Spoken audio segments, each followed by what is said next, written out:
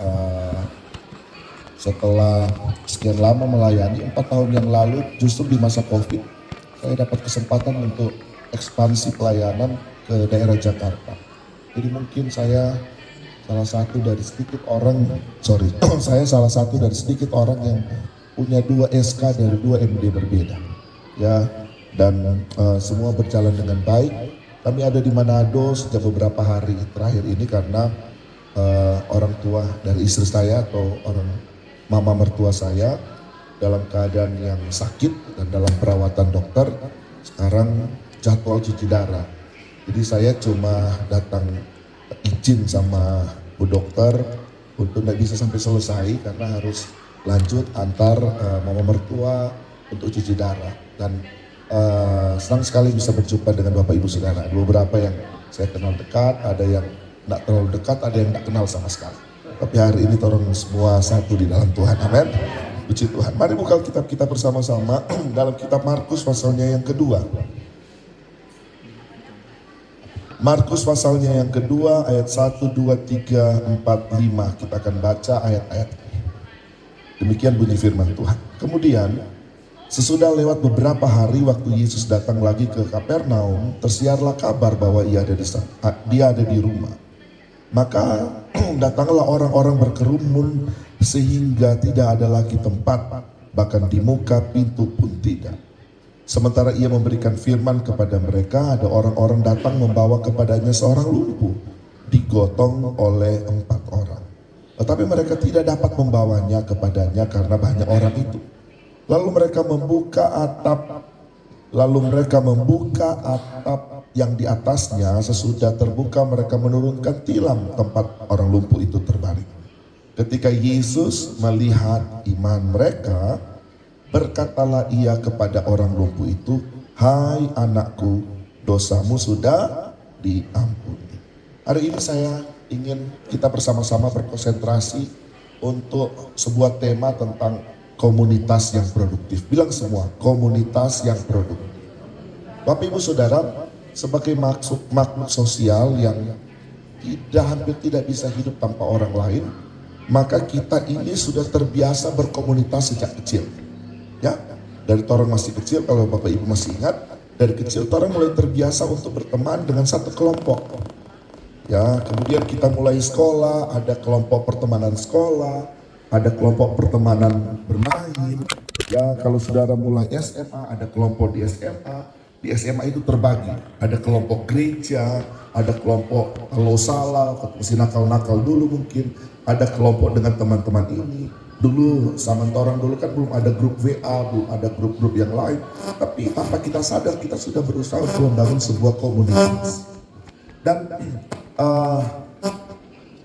kita harus tahu bahwa prinsip dari sebuah komunitas itu adalah sangat mempengaruhi jati diri seseorang. Komunitas itu akan mempengaruhi mempengaruhi kebiasaan, dan kebiasaan itu biasanya akan langsung terbawa dalam sebuah karakter itu. Maka memahami tentang komunitas yang produktif itu adalah sebuah hal yang penting untuk dipahami bahkan oleh gembala-gembala dan ibu-ibu rohani. Sebab Bapak Ibu harus tahu bahwa ada banyak sekali orang yang dulunya orang rasa, tuh bagus sekali dia. Kenapa dia selahirkan? Kenapa dia cara bercerita so beda? Setelah orang telusuri, aduh, dia sudah salah bergaul. Dia bergaul dengan komunitas ini yang tiap hari cerita orang pesanan, yang tiap hari cari orang kekurangan, yang tiap hari ini, akhirnya itu terbentuk dalam karakter. Ayat yang kita baca tadi bagi saya adalah sebuah kebenaran firman Tuhan akan menunjukkan kepada kita tentang bagaimana terbangunnya sebuah komunitas yang produktif. Bukan tentang orang lumpuh. Perhatikan baik. Bukan tentang orang lumpuh. Orang lumpuh itu adalah hasil dari sebuah komunitas yang produktif. Kalau Bapak Ibu membaca ayat yang kelima, saudara akan menemukan begini. Hasil dari komunitas ini, itu kemudian dilihat oleh Tuhan. Sampai Tuhan bilang, gara-gara ngoni, ini orang ini dosanya diampuni. Artinya, komunitas itu bisa mempengaruhi Tuhan untuk bisa mengampuni dosa orang. Saya berharap dan saya percaya PTF ini menjadi komunitas yang produktif. Bisa bilang amin? Bisa bilang amin? Saudara perhatikan, cerita ini begini kan. Tiba-tiba waktu Yesus ada dalam sebuah rumah dan mulai mengajar, ya, ketika Yesus mulai mengajar di satu tempat dan kemudian ada banyak orang-orang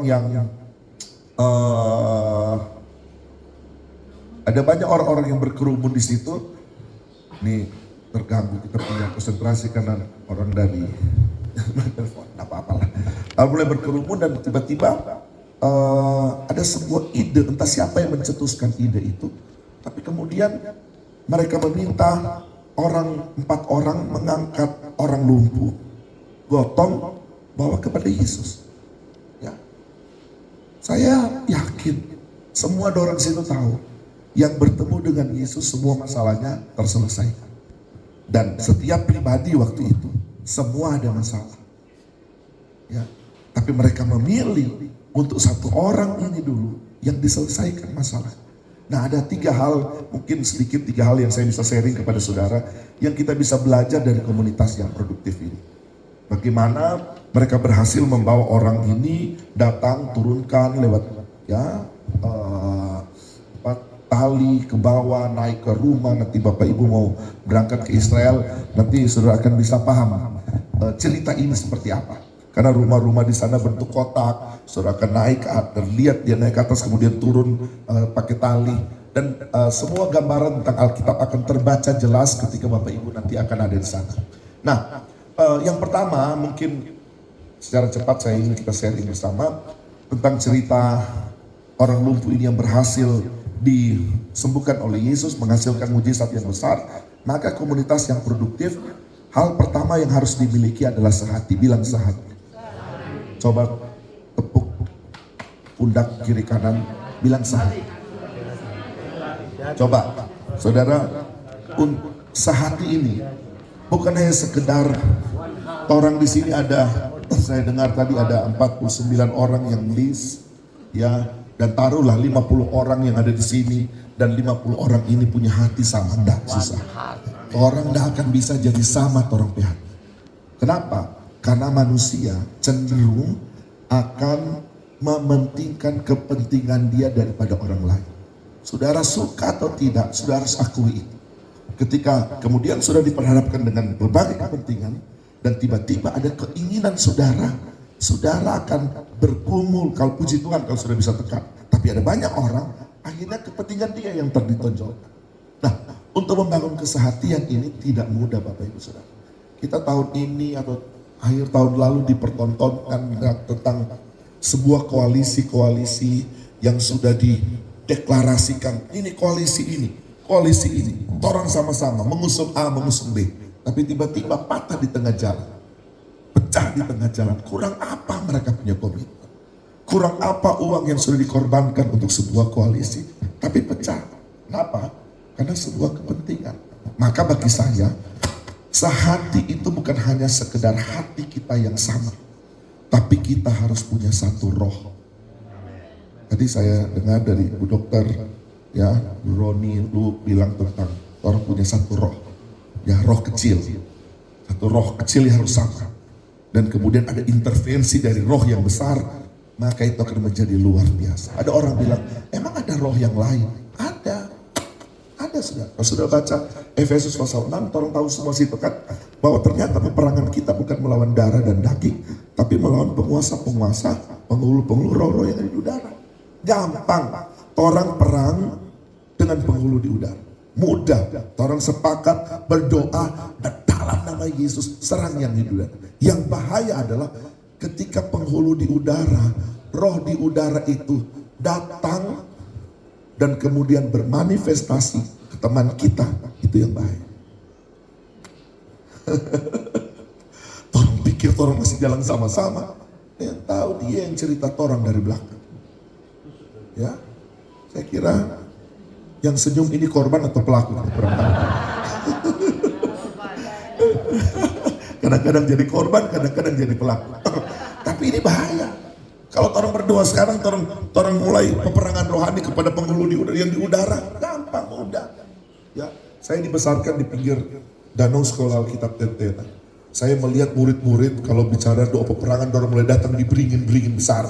Doa dalam nama Yesus, dalam nama Yesus. Dari kecil itu terus-menerus saya lihat.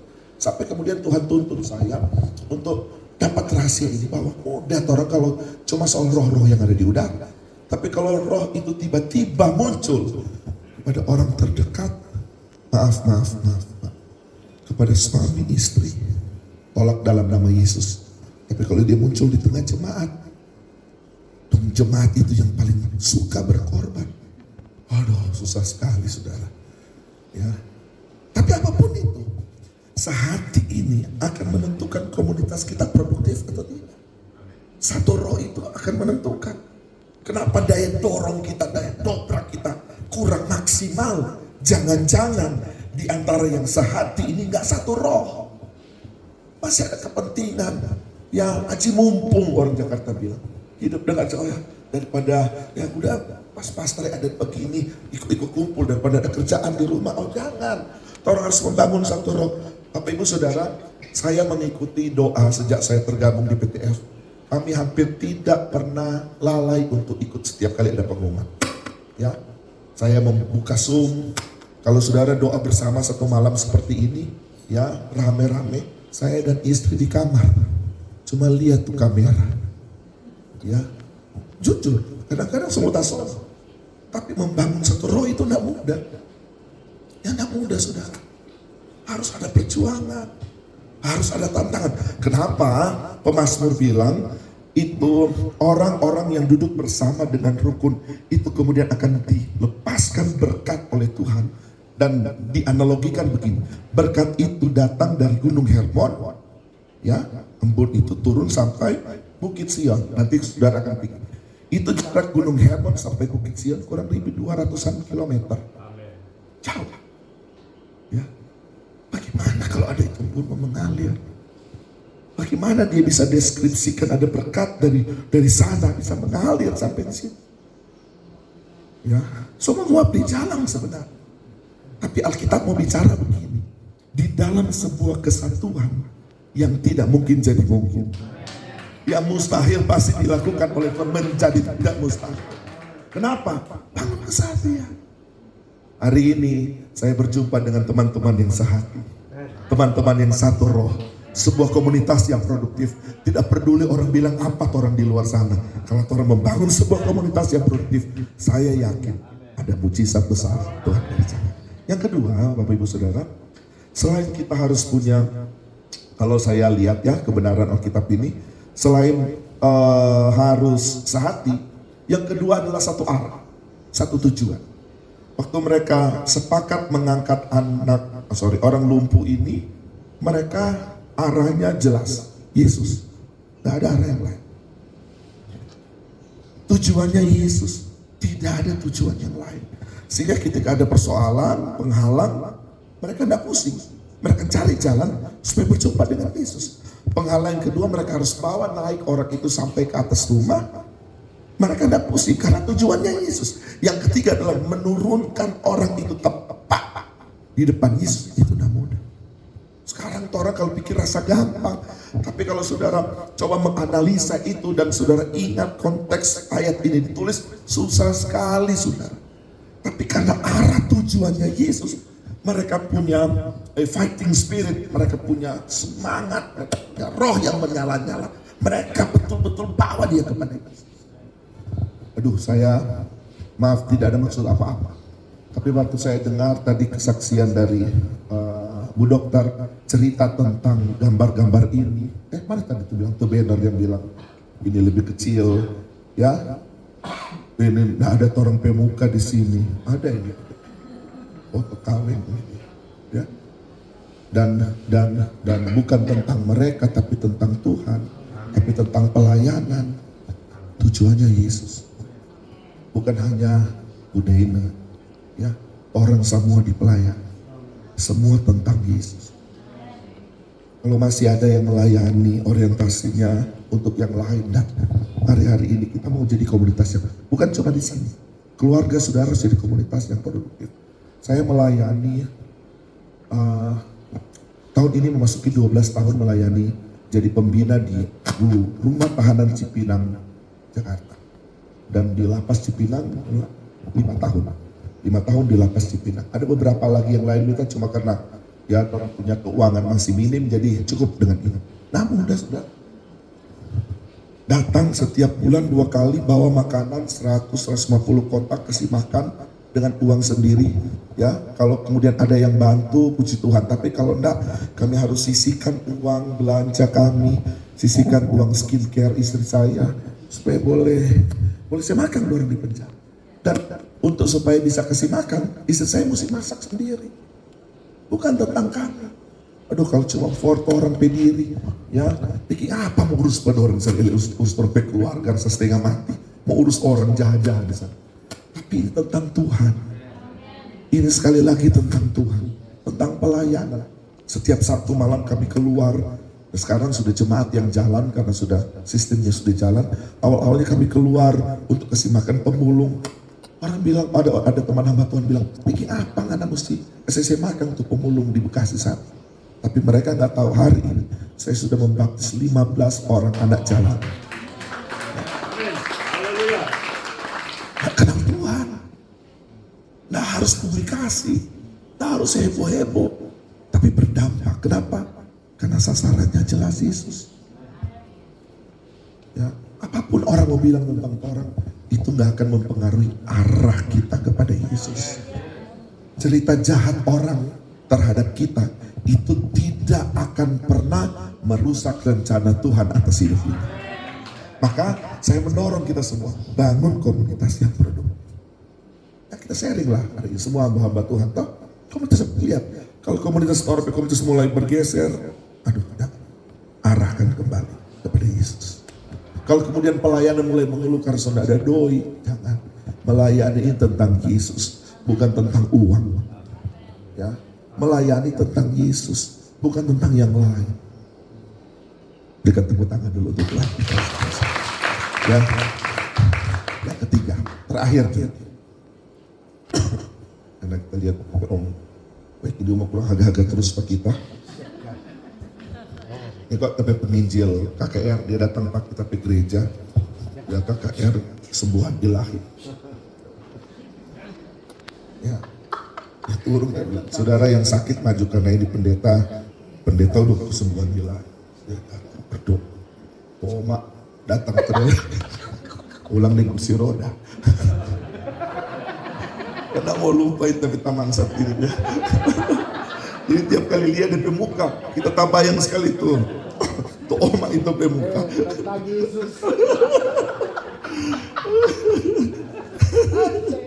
Seker. Haleluya. Sorry ini suara sofaro sekali ini dia saudara. Yang terakhir ya, untuk satu komunitas itu punya nilai produktif, kita harus punya satu sikap dalam satu komunitas. Dan standar sikap itu agak susah karena kita datang dari berbagai latar belakang budaya, ya saudara, denominasi gereja, kita punya standar yang berbeda. Kadang-kadang menurut kita ini bagus, tapi orang lain rasa nggak bagus. Saya kasih contoh. Saya karena sudah terbiasa di Jakarta, nanti khotbah pakai dasi, pakai jas minggu pertama waktu perjamuan. Ya, selain itu kami sudah terbiasa di pelayanan itu no problem. Ya, cuma pakai baju, pakai blazer, pakai dasi. Dan kalau kemudian saya datang di sini khotbah di salah satu gereja, wah, Om Feki di rumah gereja cuma pakai kaos, waduh, dia turun kita dari atas. Dan dia akan menggunakan standarnya untuk menentukan betul atau tidak seorang pengkhotbah. Betul ya? Ya. Kita ingat satu saat kita khotbah di Jakarta, kita petanta pe gereja. Ya. Jadi kita berbis pelayanan dari satu gereja jam 7 pagi, mereka jam 10. Jadi sampai kita di tempat mereka sudah mau khotbah. Kita pakai baju hitam, celana hitam, sepatu hitam, dasi hitam. Pas turun dari oto naik, terus dengar orang semua amin, kita masuk. Pas kita masuk tuh tante tarik, doi turun dulu kan, ganti baju dong, nggak boleh pakai baju hitam. Siapa bilang nggak boleh, mesti pakai baju putih di sini. yang boleh marah karena itu standar mereka. Ya, orang yang boleh marah itu standar mereka. Nah, kalau kemudian standar ini dinyatakan sebagai satu sikap, itu susah, saudara. Orang tidak akan pernah jadi satu sikap. Orang tidak akan pernah jadi ketemu dengan standar ini. Maka yang sikap itu berhubungan dengan value, berhubungan dengan nilai. Bilang semua, berhubungan dengan nilai. Jadi sikap itu berhubungannya dengan nilai hidup kita. Yang menentukan standar nilai hidup saudara sampai di mana itu saudara. Dan dari mana acuan standar hidup kita? Firman Tuhan. Kalau firman Tuhan kita pakai standar hidup, buah-buah roh menjadi standar hidup, mengasihi menjadi standar hidup. Walaupun orang yang benci kita, orang mesti kasih, itu satu standar semua di mana-mana. Kenapa orang bisa berteman dengan orang lain dari bangsa yang lain, tapi pada waktu orang tahu dia Kristen, orang langsung akrab. Kenapa? Karena orang tahu orang punya value yang sama, nilai yang sama. Kenapa kalau orang lagi jalan-jalan dan bicara-bicara, tiba-tiba orang di sebelah bilang, "Oh Tuhan tolong," orang hati senang sekali, berarti dia anak Tuhan. Kenapa? Karena di situ orang tahu orang ini terikat pada value yang sama, nilai yang sama, standar yang sama. Ya, sama dengan kalau orang Lamongan berapa jalan di Amerika, dengar kemarin di tempat belanja orang Lamongan, kita tidak kenal, tapi karena sama-sama orang dari Lamongan kita berdekat, tante dari Lamongan, oh iya, angkorek siapa? Saya baca ya, ini Lamongan ini menjadi standar ketemu di mana-mana. Firman Tuhan harus jadi standar. Saya nggak akan deskripsikan apa semua, tapi saudara semua tahu kalau orang punya nilai firman itu terus menerus orang upgrade dalam orang hidup. Orang nggak pusing lagi, orang akan bergerak dalam satu komunitas yang produktif. Tujuannya satu, Yesus. Sehati membawa kepada Yesus.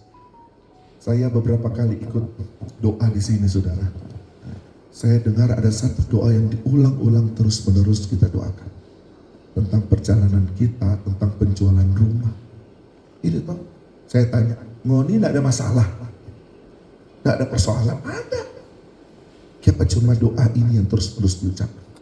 Karena ini menjadi tujuan, ini menjadi komitmen kita bersama, sehingga kita mengesampingkan dulu yang lain.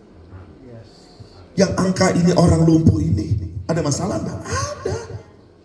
Mereka punya persoalan. Kalau musim sekarang mungkin ada debt kolektor lagi tagih-tagih, ini cicilan motor belum bayar-bayar.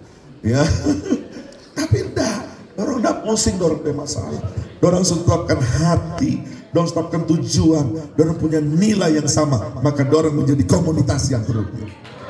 Saya nggak peduli apapun yang saudara hadapi di masa lalu, pergumulan saudara, selama kita membangun sebuah komunitas yang produktif, kita akan menghasilkan mujizat demi mujizat dari Tuhan. Tuhan Yesus memberkati kita semua dengan limpahnya.